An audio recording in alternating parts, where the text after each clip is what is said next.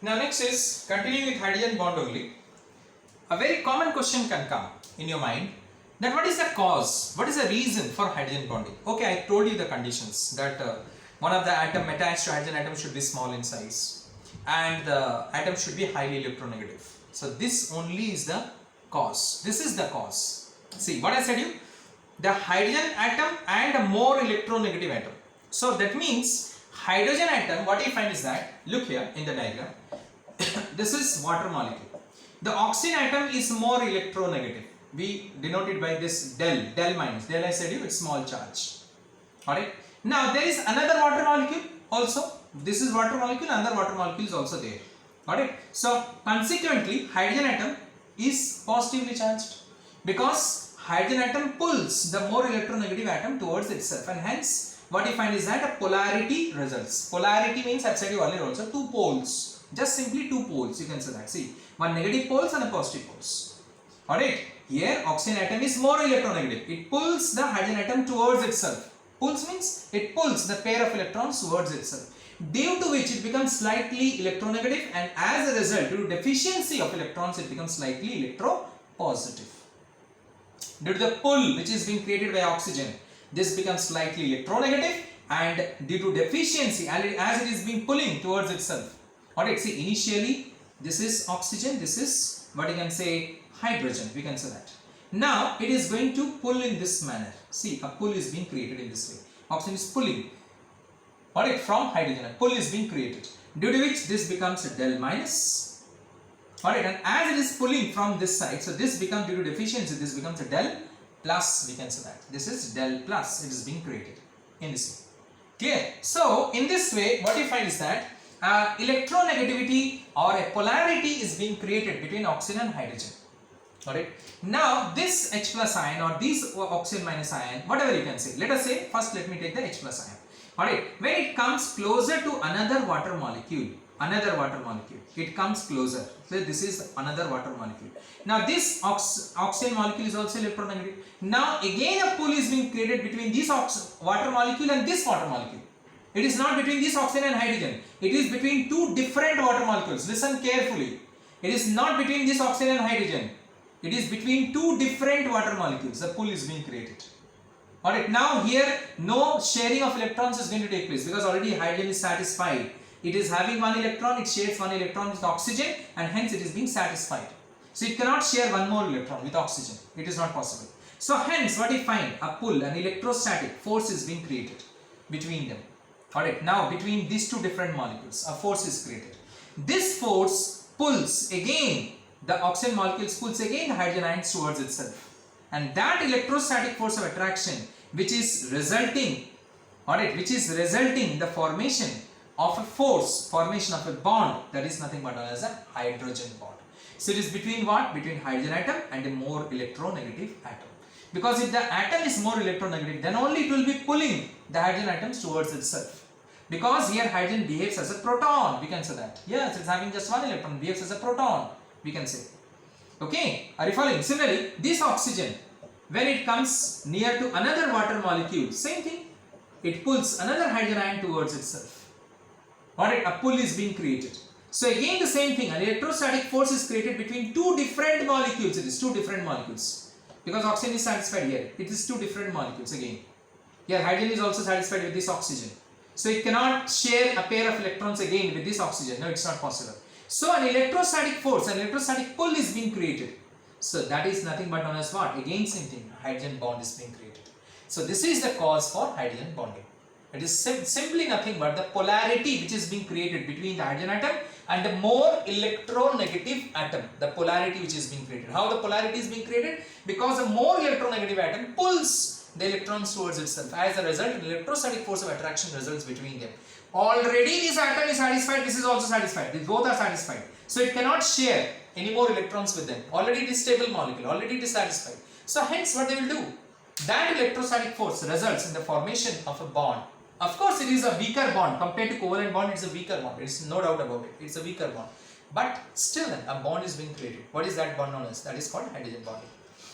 So it is simply an electrostatic force of attractions. So based upon that, if it is being asked to you that we are having HF molecule, we are having that is water molecule, we are having ammonia molecule. You tell me the strength of the hydrogen bond in 3 molecules, because in all the 3 molecules you have seen it, hydrogen bond exists. In HF also, water also, ammonia also, I have done it and I have shown it to you. So what will I do? I will see this, what you can say, the electronegativity, which is having more electronegativity, because here the force depends upon the electronegativity. It's an electrostatic force. I've already said you in the beginning. So I will see, when I will compare the strength of the hydrogen bond in between these 3 molecules, I will compare their electronegativity. So what is that? Fluorine is more electronegative than oxygen, is more electronegative than nitrogen. So hence HF is having a stronger hydrogen bond than water, and water is having a stronger hydrogen bond than ammonia. Alright? Because it is, again I repeat, it's an electrostatic force of attraction. So I need to compare the electronegativity. So here fluorine is more electronegative than oxygen, is more electronegative than nitrogen. You have read it. So hence HF molecule is more having stronger hydrogen bond than water than ammonia. We can say that. Got it? Clear? Stronger hydrogen bond than water than ammonia. We can say. Clear? In this way. Now comparing what you can say, the bonds which you have studied. So what are the bonds you have studied? You have studied ionic bond, covalent bond, hydrogen bond, and you studied, that is nothing but yes, that is no, you have not studied that one. That is polar, that is bond or van der Waals forces you haven't studied. So okay, fine, we'll compare this 3 bonds only. We compare it: covalent, ionic, and hydrogen. So I said you hydrogen bond is a weaker bond compared to the covalent bond. No doubt about it. No doubt. Alright, it's just simply an electrostatic force of attraction. In covalent bond, sharing of electrons is taking place. Sharing. Alright, due to which it's a stronger bond. Clear? So, covalent bond is stronger than ionic bond, and ionic bond is stronger than hydrogen bond.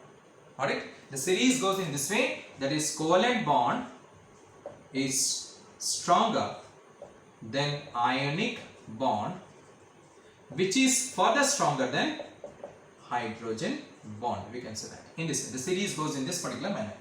Clear? So you need to understand this. So now, after that, when we will study the van der Waals forces, then we will understand it that yes, what it happens in case of van der Waals forces, which is stronger. We will study again. Once again, we will compare it. Fine. Now, next, if you what you can see, the difference between, if suppose in the exam it asks, what is the difference between covalent bond and hydrogen bond? Fine. Covalent bond, the sharing of electrons takes place. The actual sharing of electron pair takes place. Alright, listen carefully. Actual sharing of electron pairs takes place. But in hydrogen bond, it is simply due to electrostatic force of attraction between them. Between a hydrogen atom and a more electronegative atom. That is nitrogen, oxygen, and fluorine. We can say that. This is the first point. Second point, hydrogen bond only affects the physical properties of a particular compound. Physical properties. You will see, now I will be talking effects of hydrogen bonding. You will see, at that time I will talk only about the physical properties. But covalent bond affects the chemical properties also. We can say that. That is, covalent bond affects the chemical properties of the constituents of a compound. We can say that. Of that particular compound. We can say. Now, hydrogen bond is a much weaker bond.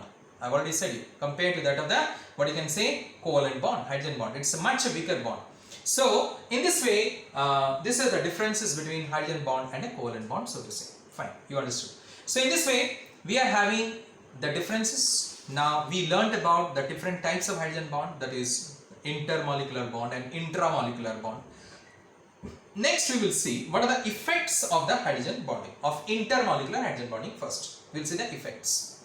Now due to the presence of hydrogen bonding, listen carefully and note it down also. Due to the presence of hydrogen bonding, the melting point and the boiling point of a particular compound increases compared to that other compound in the same group. Compared to the other compound in the same group, we can say that. Clear? What do you mean by this? See here. So we are having 3 elements now, belonging to 3 different groups. What is that? Nitrogen, oxygen, fluorine. Nitrogen belongs to group 15, oxygen group 16, and fluorine belongs to group 17. So we will compare this only. We will compare these 3 groups only. Group 15, that is 16, and 17. Some of the compounds we can compare it. Now group 15 is nitrogen, oxygen, and fluorine. We have studied. What are the other elements there? In group 15 we have got phosphorus. Alright, only 2 if you want to compare, it will be done. Here what you are having? Sulfur, and what you are having here? Chlorine. Got it? We are having that is sulfur, and also that is nothing but we are having that is nothing but chlorine. We can say that. Clear? So in this way we are having some other elements also. If you want, then also it can be done. That is what can be? That is nothing but nitrogen, phosphorus, arsenic, and there is nothing but antimony. We can say that. And here oxygen, sulfur, selenium, and tellurium. And here fluorine, chlorine, bromine, and iodine. We can say that. Okay, I wrote it everything. Done. So the hydrides of it will be NH3, then PH3, then ASH3, then SBH3. Here it will be H2S, H2SC, H2TE. Here it will be HCl, of course H2 I left it here, HF, HBr, and HI. Now look here. So what you find is that is ammonia is having, what you find is having higher boiling point compared to PH3, ASH3, and SBH3. Got it? Rather what should happen is that as you go down the group, the molecular size increases, the atomic size increases, and the molecular size increases. Due to which what it should be, that ammonia should have lower boiling point or melting point, whatever it is. Ammonia is of course a liquid or gas here, so it's a melting boiling point. I will be talking to you. So hence it should have lower boiling point compared to PH3, at least compared to PH3. Got it? You know that this particular thing, or you are not knowing. If you do not know, listen carefully. That when the atomic size increases down the group, got it? The atomic size is increasing, the molecular weight is also increasing, the atomic weight is also increasing. So hence, due to all this reason, what you find is that more energy will be required to break the bond. Thus, melting point and boiling point increases. As you go down the group, the boiling point and the melting point increases because the atomic size increases, the molecular weight increases, all this increases. So, due to this cumulative factor, what you find is that the melting point and boiling point of the compound is increasing. So here, definitely ammonia will have a lower boiling point than that of PH3. Water will have a lower boiling point than that of H2S. HF will have a lower boiling point than that of HCl. We can say that.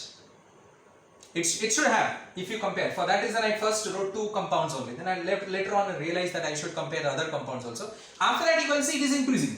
From ammonia, it should have, listen carefully, it should have a lower boiling point. Water should have, HF it should have, but it is not so. Ammonia is having higher boiling point than PH3. Water is having higher boiling point than H2S. HF is having higher boiling point than HCl. Got it? It is having higher boiling point. After that, the boiling point again increases. Again, SH3 is having higher boiling point, SBH3 is having higher boiling point, H2SE is having higher boiling point, H2T is having higher boiling point than H2SE, HI is having higher boiling point than HBr, HBr is having higher boiling point than HCl. After that, it is increasing. But the first one, what you find is that it should be less because it should increase in this manner. We know it, but it is not so. Why? Due to the presence of hydrogen bonding. In ammonia, water, and HF, due to the presence of hydrogen bonding, the boiling point of these molecules is higher. In all these molecules, hydrogen bonding is not there. H2S, no hydrogen bonding. So H2S is having lower boiling point than that of water. Suppose in the exams if it comes, why water has got a higher boiling point than H2S? Even if sulfur is having higher atomic mass, or H2S is having higher molecular mass than that of water. Why it is so? The reason is that in water molecule, one water molecule is attached to 4 other water molecules. You have seen it, I have drawn the diagram. One water molecule is attached to 4 other water molecules by intermolecular hydrogen bonding. So, an extra amount of energy is required to break this particular bond, which does not exist in H2S. Hence, H2S have got lower boiling point than that of water. Same thing in case of ammonia, you can say that. One ammonia molecule can be attached to 3 other ammonia molecules by intermolecular hydrogen bonding. So an extra amount of energy, an excess amount of energy is required to break the bond. Due to which ammonia is having higher boiling point than that of PH3. Same thing, the reason with HF and HCl also. Got it now? That why that ammonia is having higher boiling point than PH3, H2 is having higher boiling point than H2S, HF is having higher boiling point than HCl. The reason is that all these 3 compounds is having intermolecular hydrogen bond. Due to this reason only, they are having higher boiling point. Otherwise, this should be lowest, then after that it should increase. Again, it should be lowest, after that it should increase, and it should increase, but it is not so. It is having higher boiling point than PH3, then it increases further. Water is having higher boiling point H2S, then it increases further. HF is having higher boiling point HCl, and then it increases further. Got it now?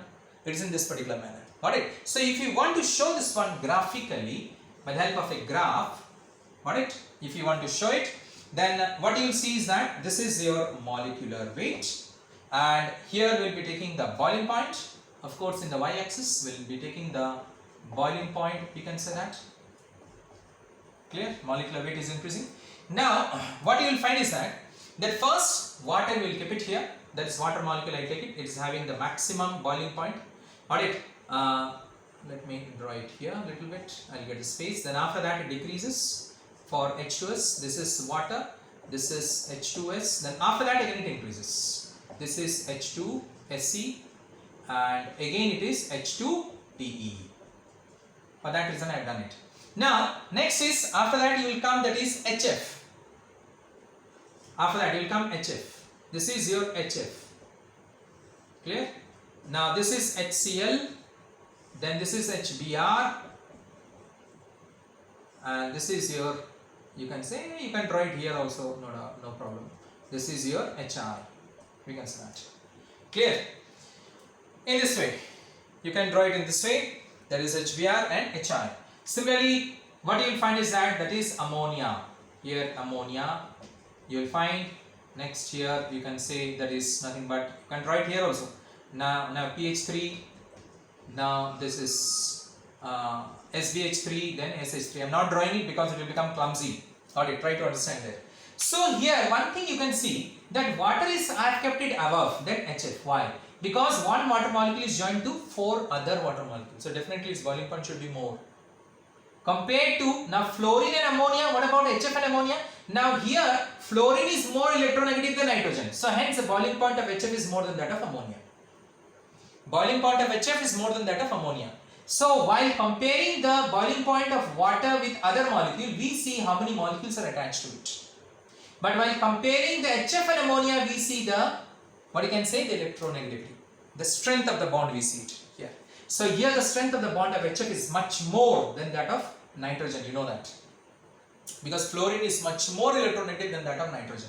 So hence HF is having much more stronger bond than that of ammonia, due to which HF is having higher boiling point than that of ammonia. Got it? And here you can see that first it decreases and after that you can see it increases. In all the cases, first it decreases and after that it increases. You can see in all the cases. The reason is that in the first compound there is intermolecular hydrogen bonding. Got it now? This is one of the condition. Now next is that association of molecules takes place due to intermolecular hydrogen bond, that is association of molecules. What do you mean by association? See, actually, if I draw the structure of acetic acid, what is the structure? This is the structure of acetic acid. But actually acetic acid does not exist in this way. It does not exist as a monomer. It exists as a dimer. Dimer means 2 molecules of acetic acid combines to form one. So it undergoes what? Association of molecules. How? See here. So it forms intermolecular hydrogen bond. We can see. Clear? See here. CH3 and this is oxygen. See, this is one acetic acid, this is another acetic acid, and this is another acetic acid. 2 acetic acid molecule is joined together by what? Intermolecular hydrogen bonding. So what is this known as? This is called as association of molecules in this way. So the actual molecular weight, you read in class 12, the actual molecular weight of acetic acid, an experimental value, is different. The actual molecular weight of acetic acid is how much? We take one molecule only, which is 60. You calculate it and see. But the experimental value comes to be as 120. The experimental value comes to be as. Why? Because when you do the experiment, acetic acid does not exist as a monomer. It exists as a dimer. So you get double the value, which is 120. You get it. Clear? So it undergoes association of molecules. Alright. Now, due to increase of intermolecular hydrogen bonding, viscosity and surface tension also increases. How? See here. Now, this is your water molecule. Alright. Now, we are having only one OH group. See here, one OH group. Now, ethyl alcohol. What you are having? One OH group. You can see that. Ethyl alcohol. Similarly, if you take glycerol, CH2H, single bond CHOH, single bond CH2H, which is known as glycerine. Alright, it is having 3 OH group, you can see. So, glycerol is more viscous. Alright, due to the presence of 3 intermolecular hydrogen bond in it. It's more viscous. Viscous, you know, thick. Alright, it's a thick syrupy liquid. That's called viscosity. Viscosity is otherwise known as fluid friction. Means if you put glycerol on the floor and water on the floor, the water will flow freely compared to glycerol. Glycerol will flow to a certain distance only, but water will flow readily. It is going to flow because water is less viscous in nature. Ethyl alcohol is less viscous in nature, but glycerol is more viscous. It is thick, it is syrupy due to the presence of 3 intermolecular hydrogen bond. How intermolecular hydrogen bond? OH will form water with intermolecular hydrogen bond with water molecule. See it? Water molecule, it will form. This again it will form intermolecular hydrogen bond with water molecule, isn't it? If you don't understand, let me draw the structure. See here? See, this is one, this is another one, and I don't have the space here, this will be another one in this way. 3, what you can say, water molecules it can join. Clear? It can join with 3 water molecules, so hence it is more viscous in nature. So as the number of intermolecular hydrogen bond increases, viscosity also increases. Listen carefully. As the number of intermolecular hydrogen bonding increases, viscosity as well as the surface tension that also increases. We can say that. Clear? In this way. Clear? So in this way we come to know about the viscosity or the surface tension of this particular molecule. We can say that. Similarly, if you take orthonitrophenol, this is your, see, intermolecular hydrogen bond is there. This is known as orthonitrophenol. You can see first and second position it is there in benzene ring. What is that? You have studied already, ortho. So in the ortho position nitro group is there, and this is benzene ring OH is known as what? Phenol. So orthonitrophenol, and this is your paranitrophenol. See, paranitrophenol. Now in case of paranitrophenol, this is your para. This is orthonitrophenol, this is paranitrophenol. I am not writing nitrophenol, understand it. This is paranitrophenol. In case of orthonitrophenol, intramolecular hydrogen bond is there. Intra, you can see it here, intra already. But in case of paranitrophenol, we cannot have intramolecular. From here to here we cannot have a bond. Why? Because the bond length will be bigger and the bond will be weaker, which will not exist. Understand it? From here to here one bond will be there, in which the bond length is so big. If the bond length is bigger, what I said to you, the bond will be a weaker bond. We can easily break it, so it will not exist. So intramolecular hydrogen bond does not exist in, what you can say, paranitrophenol. Due to this reason, orthonitrophenol is less volatile in nature than paranitrophenol. Because intramolecular hydrogen bond is not a stronger bond. Intermolecular hydrogen bond is stronger bond. Listen carefully. Intermolecular hydrogen bond is a stronger bond compared to intra. So here intra is there. Alright? But here inter will be there. How? See here. One water molecule. See, look here. This water molecule.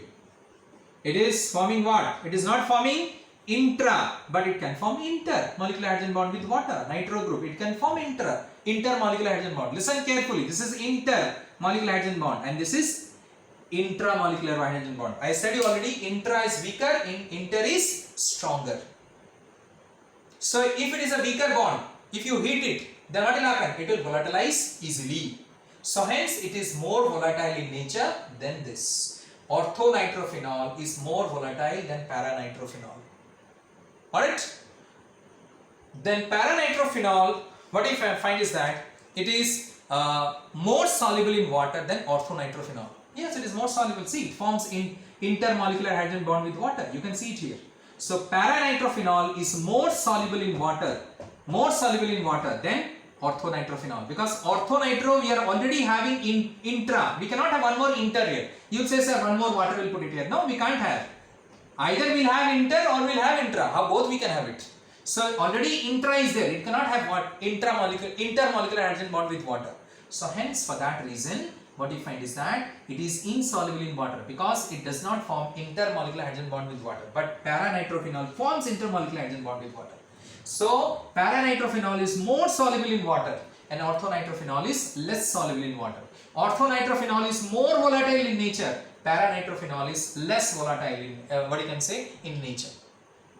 So hence paranitrophenol is having higher boiling point. Orthonitrophenol is having less boiling point, lower boiling point. Because more volatile means less boiling point. Less volatile means higher boiling point. Alright. So this is all due to intra and intermolecular hydrogen bonding, so to say. Alright, clear? Thank you.